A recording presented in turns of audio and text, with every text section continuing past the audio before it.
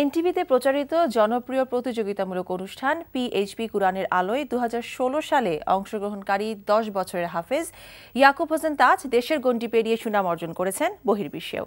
সম্প্রতি কাতারে অনুষ্ঠিত আন্তর্জাতিক হিফজুল কুরআন প্রতিযোগিতায় ২৮টি দেশের প্রতিযোগিতার পেছনে ফেলে দ্বিতীয় হবার গৌরব অর্জন করেন হাফেজ ইয়াকুব।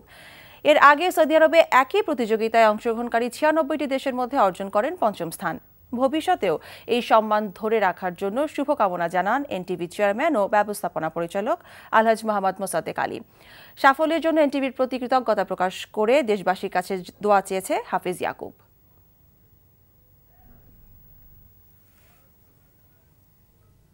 সকালের কাছে দোয়া চাই, আমি যাতে বড় হয়ে ভালো একজন আলেম হতে পারি।